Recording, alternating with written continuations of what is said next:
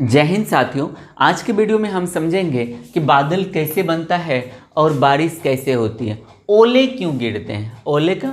ओले का क्या मतलब है। ओले का मतलब बारिश के दौरान जो आप देखते हैं छोटे छोटे जो पत्थर गिरता है ना, उसी को ओले भी कहा जाता है। तो आज हम इन दोनों क्वेश्चन को समझेंगे। आप बस अपना ध्यान बोर्ड पर बनाए रखिएगा, आपको 100% समझ में आएगा। पहले हम समझते हैं कि बादल कैसे बनता है। तो देखिए, जब हम लोग सांस छोड़ते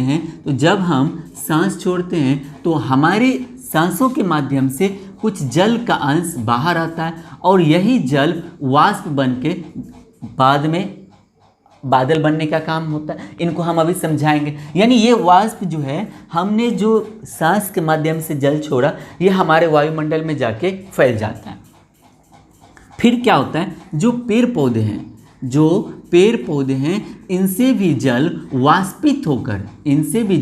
वाष्पित होकर हमारे वायुमंडल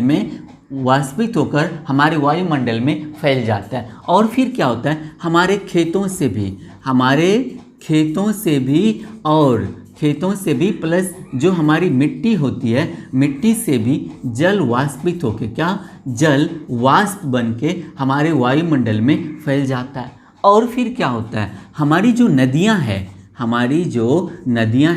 नदियां से भी जल मतलब सूर्य के तापमान के कारण जल वाष्पित होते रहता है। जल क्या होते रहता है, वाष्पित होते रहता है और हमारे पूरे वायुमंडल को कवर करके रखता है। इन सबसे ज़्यादा जल वाष्पित जो होता है वो किसका होता है, तो समुद्र का होता है। किसका होता है, यानी समुद्र का होता है सबसे ज़्यादा जल वाष्पित। अब यहाँ पर देखिए होता क्या है।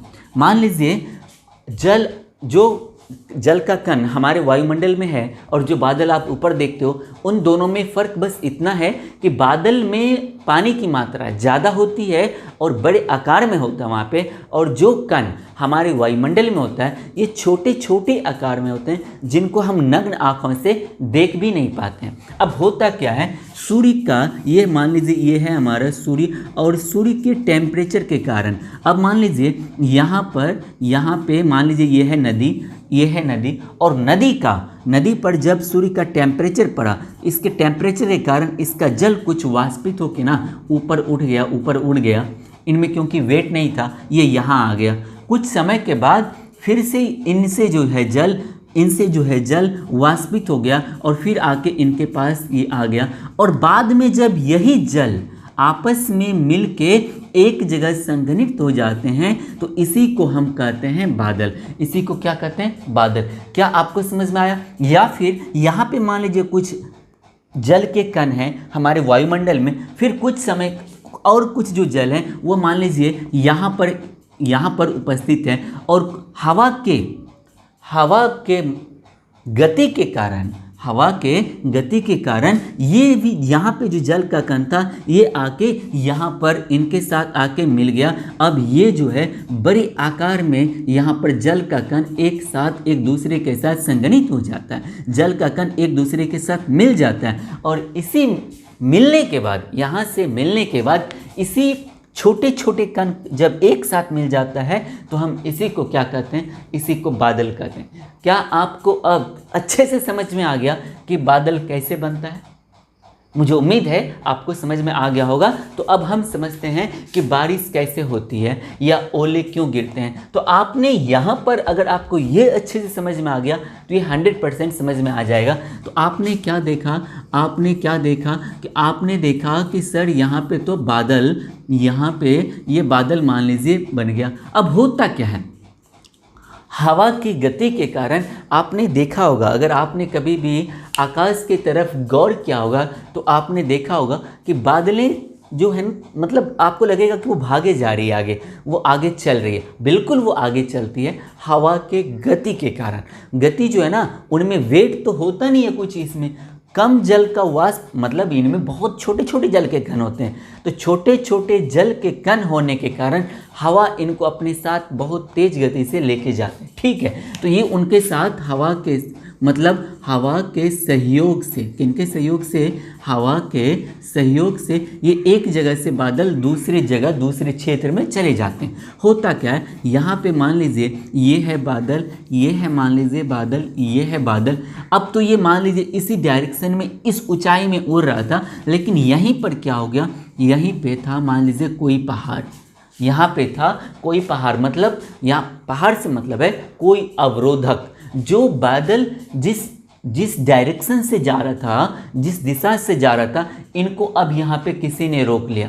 जब इनको कोई रोक लेगा, मान लीजिए यहाँ पे आके रुकावट उत्पन्न हो जाएगा, तो ये क्या करेगा, दबाव के कारण ये थोड़ा सा ऊपर उठने का प्रयास करेगा। और जब यही बादल ऊपर उठता है, मान लीजिए ऊपर उठ के मान लीजिए ये दोनों यहाँ, ये तीनों यहाँ पे आ गया, ऊपर जैसे जैसे धीरे धीरे उड़ते जाता है, तो इनमें जो जल छोटा छोटा कण वाष्पित हुआ जो जल था, यही जल अब यहाँ पे आके ये सभी एक दूसरे के साथ मिल जाते हैं। उनके बाद आपको पता है कि ऊपर जाने के बाद ऊपर टेम्परेचर ज़्यादा नहीं होता है। जैसे जैसे आप ऊंचाइयों पे जाओगे आपको ठंड ज़्यादा लगेगा, ना कि गर्मी ज़्यादा लगेगी। तो ठंड ज़्यादा होने के कारण ये जल सभी एक दूसरे के साथ मिल जाते हैं, और मिलने के बाद ये बड़े आकार में हो जाते हैं। और यही जल बाद में यहाँ से, मतलब जब इनका आकार बड़ा हो जाता है तो ये ऊपर से गिरने लगता है, ये ऊपर से गिरने लगता है, ये ऊपर से गिरने लगता है। मतलब कहाँ से, तो बादल से गिरने लगता है।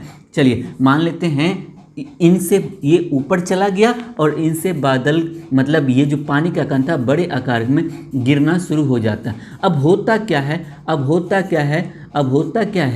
अब यहाँ से जो ये गिरता है, ये बड़े, इनमें जो ये जो जल का आकार जो बड़ा बड़ा होता है, तो जब ये हमारे वायुमंडल में प्रवेश करता है, तो यहाँ पे तो हमारे यहाँ का वायुमंडल का टेम्परेचर अलग है।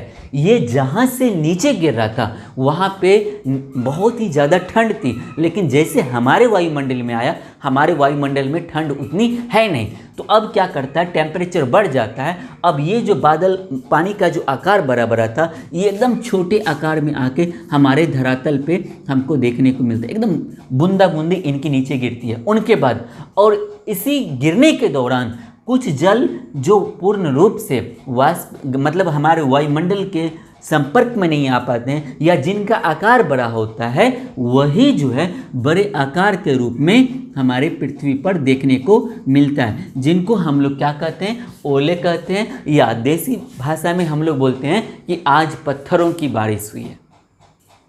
क्या आपको ये दोनों समझ में आया?